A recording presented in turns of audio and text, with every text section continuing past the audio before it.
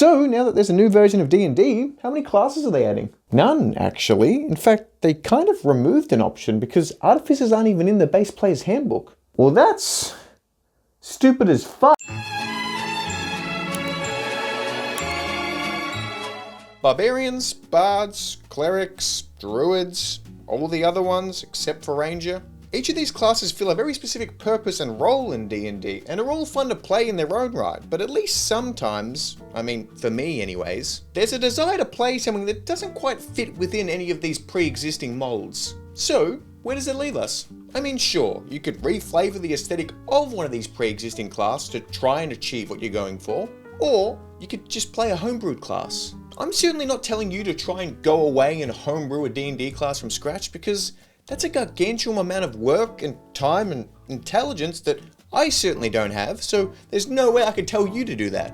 Primarily because trying to figure out if something that you've created is balanced and thoroughly play-tested and, again, balanced is a lot of work. But, luckily for me at least, there's way too many brilliant minds in this community who have put together some incredibly detailed and innovative classes that I think are worth talking about. So, because of this, I've curated a list of homebrew D&D classes that I've either trialed myself or have played alongside that I feel can be adapted into any playgroup, with of course the DM and group's permission. Starting off with the witch. Which witch is which? I don't care. There's several versions of witches available out there on the internet for D&D, but my favourite variant is from Mage Hand Press, simply due to the amount of flavour and depth available that just ties in with my preferred witch aesthetic. It really just fits the old crone standing over a cauldron doing witchy witch stuff, and I love that. Now, you may be thinking another spellcaster in D&D seems unnecessary, but this iteration on the class group of ranged damage magic users has a much heavier emphasis on hexes and manipulation-based spells, which I think is a very fun twist to the other options available. In terms of the overall aesthetic of a witch, rather than being blessed with their magical abilities, it's actually a class feature that witches are cursed and have been afflicted by hateful arcana that is torturing them, and they're generally perceived as outcasts and feared by the general public. I'm not making this up, you quite literally need to choose what form your curse takes as well. Want a free produce flame cantrip? All that'll cost you is your entire body being severely burnt and embers of magic that burn underneath your skin permanently.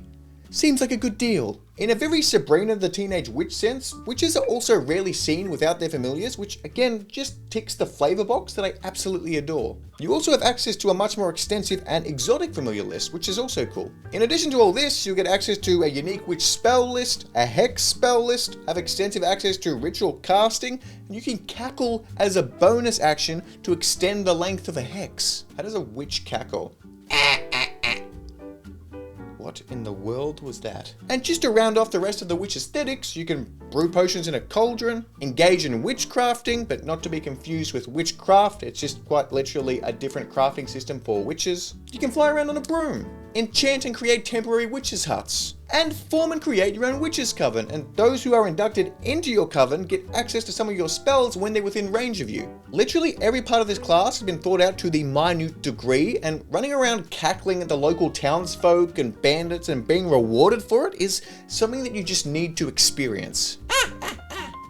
I don't know what I'm doing anymore. For me at least, the ability to control things with one's mind is just the most desirable thing in the world. Every time I watch any X-Men movie, I'm convinced that I could conceivably move an object with my mind if I just use my sheer mental strength, and then my ADHD kicks in and I move on to the next activity. If you're not clear on the aesthetic of what a Psion actually does, they're essentially an individual who has tapped into a special otherworldly force with the ability to actualize the power of their mind to accomplish impossible feats such as reading minds, lifting vast weights, and transcending physical limitations, which we'll get a bit more into briefly. If you've ever played any Mass Effect, you have psionic abilities in that game, just think of it like that.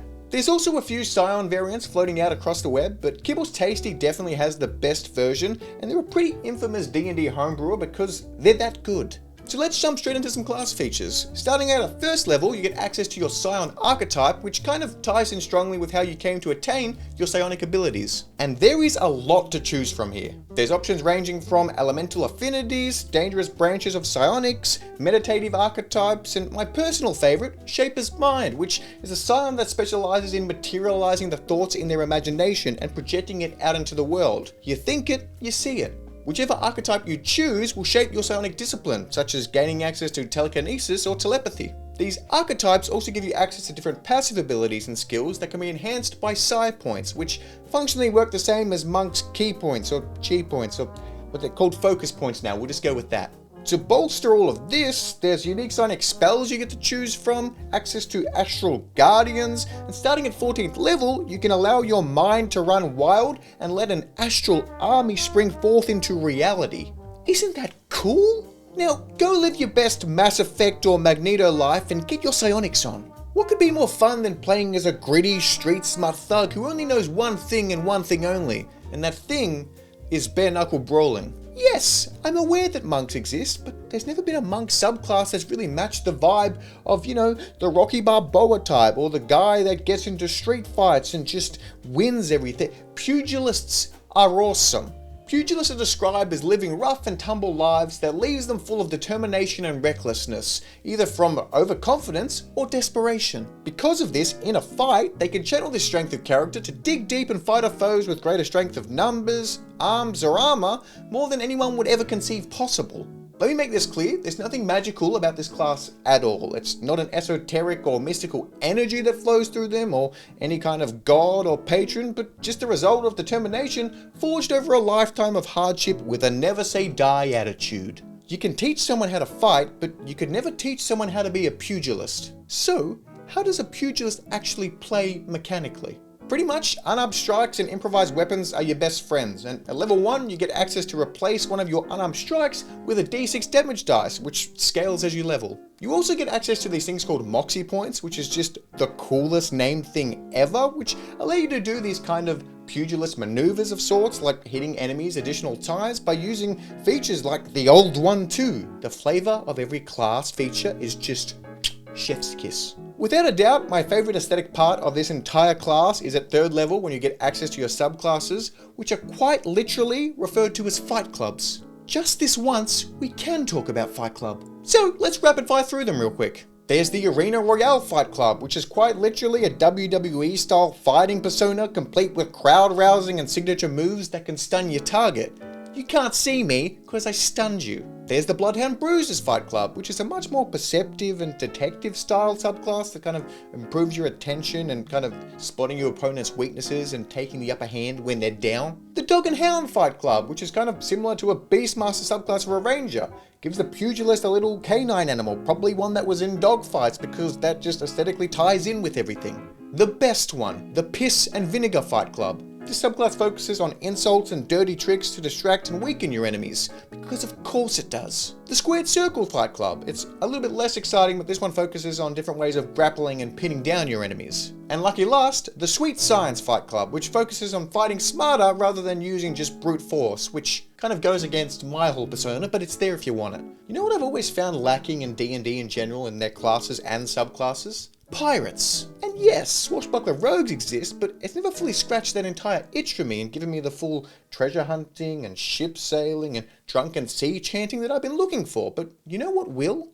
Sync, the sponsor of this video. Sync is a 200 plus page supplement book filled with new mechanics and illustrations rendered in stunning pop traditional tattoo art by tattoo artist Sam Rusk. Inside the book, you'll find 4 brand new pirate-inspired subclasses, including the Mistbreaker Ranger, who wields ethereal harpoons that tether to their enemies. That's so cool. There's also the Spellskin Wizard, who quite literally uses the skin of their body as a spellbook because tattoos? Speaking of tattoos, there's also over 50 magic item tattoos that you can ritually apply to your character's skin for various effects, such as summoning weapons, gaining flight, or even summoning an ethereal ship.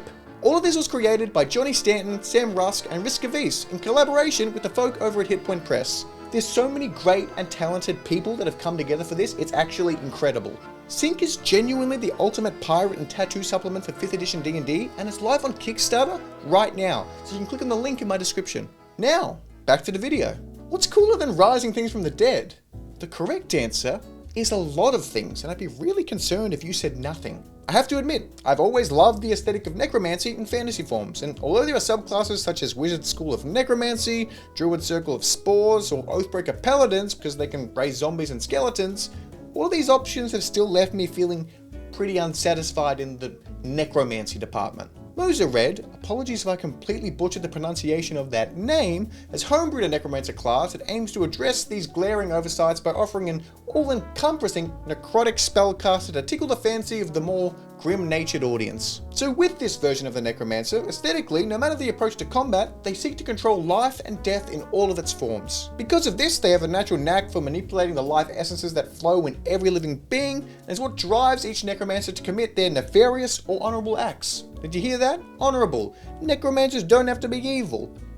But it's sometimes more fun when they are, I get it. The easiest way of explaining how this version of a Necromancer mechanically and flavor-wise works is through explaining their first level class ability, Vitality Shift. Vitality Shift allows you to touch a willing creature and siphon 4 times your Necromancer level and add it to your own life pool, or vice versa, giving it back to them. You are quite literally the giver and taker of life. At second level, you get access to your subclass or Necromantic Creed. Take that, new D&D Player's Handbook. Level 2, baby! You've got the Creed of the Departed, which essentially specializes in allowing you to raise undead minions. You've got the Creed of Siphon, which really hones down on that siphoning health ability and turns you into a more martial class. And then you've got the Creed of Tomes, which narrows you down the path even more so on spellcasting, giving you access to more spells, recovering spells during combat, and dealing more damage in general. Across all of these creeds, you'll get access to some unique Necromancer spells, the ability to do seances, to communicate with the dead, and a heck of just way more creepy stuff. Your DM might even thank you for playing as a Necromancer, because when you inevitably kill their favourite NPC, you can just raise them from the dead and have them accompany the party. Problem solved. Sure, Baldur's Gate 3 set a pretty high precedent with the likes of Karlach, in which you can literally play as a demon from hell, and that's all well and good, but that doesn't really translate into a D&D class all that smoothly.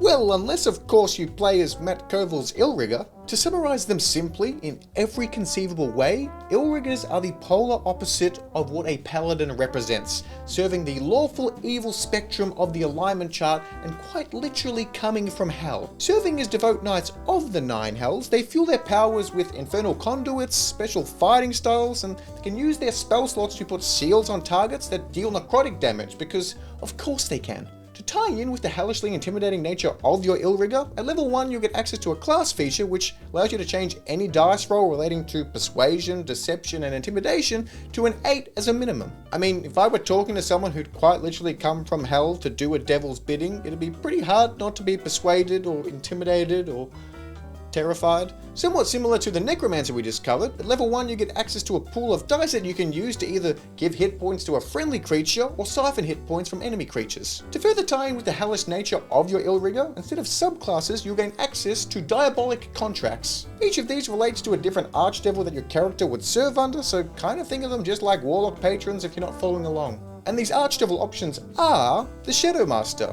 If you choose this archdevil, you get access to guerrilla combat and proficiencies in things like stealth. You'll also get extra fighting styles, and at higher levels, you become invisible when using your seals, which is cool, I guess. There's Painkiller, which is the most offensive option you can pick. You'll get proficiency in heavy armor, a very offensive spell list, and you're just much more strong and durable in general. And finally, the Architect of Ruin, which kind of more so focuses on your spells and diversity in the spells that you can cast, so much more on the Arcana route of things. Regardless of which archdevil you serve under, you do get access to 5 brand new Illrigger spells, which are really cool as well. I'm really only scratching the surface on everything this class has to offer, and if you're familiar at all with the intellectual brilliance of Matt Koval, you just know that every avenue of this class has been thought out meticulously and carefully and perfectly crafted, so I really encourage you to check it out because it's so unique. If there's any class on this entire list that you've probably already heard of or possibly played with or as, it'd be this one, the Bloodhunter. I mean, when one of the most creative minds in Dungeons & Dragons decides that he wants to put together his own class, people are going to want to see it and play it, and for very good reason. If you haven't already heard of Bloodhunters, they're the brainchild of Matthew Mercer and can be best described as somewhere between the blend of a blood magic Geralt of Rivia meets Van Helsing with a sprinkling of optional lycanthropy as well. I'll be very upfront in saying I'm a huge Witcher fan, always have been, always will be. Miss you already, Henry Cavill. And as a Witcher fan, I never thought I'd get the chance of experiencing a class anywhere close to that of my beloved Geralt, but Bloodhunters remarkably scratch that itch very well and then some. As a Bloodhunter, you're driven by your desire to destroy and rid the evils of the world, both old and new. Rings a couple of bells, doesn't it? Armed with the rites of secretive blood magic and a willingness to sacrifice your own vitality and humanity for your cause, you protect the realms from the shadows and monsters. What better way of fighting monsters than becoming a monster yourself? I mean, come on, lather some ointments on some swords and drop my voice by around 7 octaves and you've got an even cooler Witcher. As a Bloodhunter, you get access to use a feature called Blood Maledict, which allows you to cast blood curses, which range from dealing additional damage, stunning creatures, or even frightening them. When you cast Blood Maledict, you also have the additional option of amplifying the effects of this curse, which results in you taking necrotic damage as a consequence of this. You're quite literally trading blood for blood. And then, at level 3, you get access to your Bloodhunter Order or subclasses, which include Order of the Ghost Slayer. This subclass primarily specializes in hunting the undead by giving you access to radiant damage on your weapons, or using your magic to help allies that are charmed, frightened, or possessed. Order of the Lycan, arguably the best one. This subclass gives you the ability to transform into a bestial form. Geralt of Rivia meets Van Helsing meets Werebear? Please, play as a Bloodhunter. Order of the Mutant. This subclass specializes in brewing special potions called the mutagens. Interesting.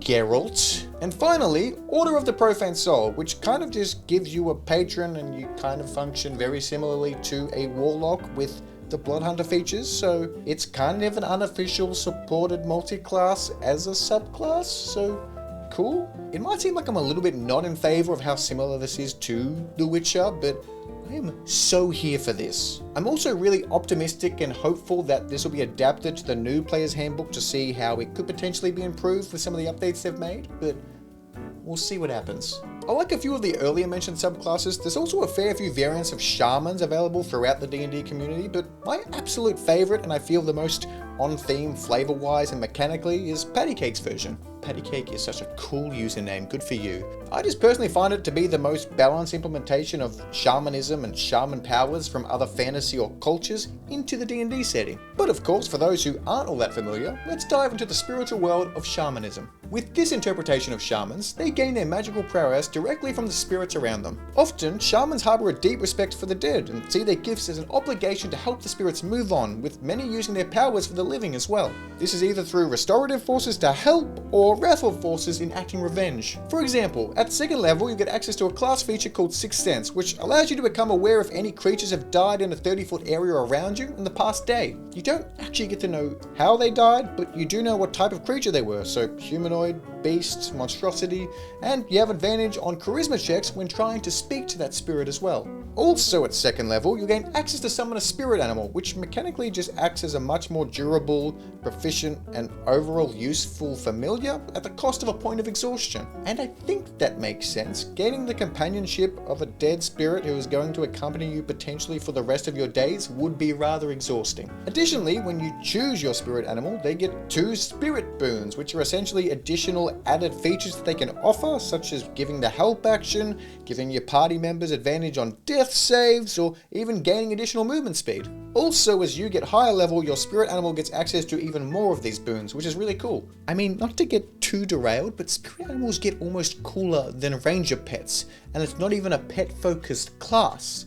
How are rangers not this cool? You have pets! Although there aren't nearly as many options as some of the other classes we've already discussed, I feel the 2 subclass options that you do have are very on brand with the driving principles of shamanism, in that you'll either be on a journey of harmony or a journey of wrath. If you do choose to go down the journey of harmony, your spirit animal gets a lot more supportive abilities, like the ability to add temporary hit points, heal your party members, and other supportive features as well. Whereas if you go down the journey of wrath, this is much more focused on being offensive, giving you proficiency in martial weapons, extra attacks. There's a couple of features as well that make your spirit animal a bit more aggressive. One thing that I am thoroughly impressed with within this shaman class is just how strong the flavor persists up until max level. Take this for example. At 17th level, you no longer require food or water to sustain your mortal body, and you no longer age because you're now so far beyond that. Even more so at max level, you can now see and sense both the physical and spiritual planes simultaneously, and the true natures of all creatures within these realms are revealed to you, meaning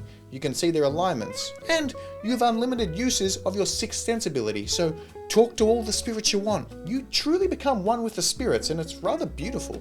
Imagine playing with the intellectually advanced mind of a wizard, but without the spellcasting ability. Actually, wait, no, I've made that sound way more boring than it actually is. Imagine playing as a not stupid barbarian. That's also actually setting the bar pretty low. I'll just get to the point. AM Black Scholar class is one of the most unique and new approaches to a D&D class that I've ever experienced, in the form of an intellectual-based martial class. So, rather than just needlessly doing this multiple times per turn because there's already too many classes that do that, the Scholar more so fills the supportive martial fighter role in combat as well as out-of-combat roleplay situations as well. They primarily do this through their own unique maneuvers which can be used in either situation. A few of these maneuvers include healing a creature, gaining advantage on a perception or investigation check, or doing a distracting strike which gives your allies advantage on their next attack on that creature. Even more importantly to the playstyle of a Scholar are these features called discoveries, which are essentially different buffs scholars can learn and swap out as they level up. Some of these discoveries range from gaining additional proficiencies in different languages, using your intelligence modifier in place of a lot of other modifiers, or even learning a little bit of magic. I've genuinely been amazed both times I've played as and with another Scholar and how fun and interesting a support martial character can be. It's really made that entire role feel glaringly absent in the base classes, which I know I've already touched on, but once you experience it, you kind of go, well, yeah, that just makes sense. Also, similar to the Bloodhunter, it's another one I'm incredibly excited and optimistic to see adapted to the new PHB rule set, so fingers crossed for that as well. If you've stuck it out this long, I appreciate the heck out of you, and thanks for taking the time out of your day to listen to me talk about something I'm incredibly passionate about. If you do want to check out any of the D&D classes I've just spoken about, be sure to check out the links in my description, and if you do think there's any glaring omissions from what I've just talked through that you think I need to go out there and try and experience, let me know in the comments. I'm always keen to go and play new things. And if you do manage to go out there and try one of these classes, be sure to let me know about it. I'm so excited to hear your stories. Until next time, happy homebrewing.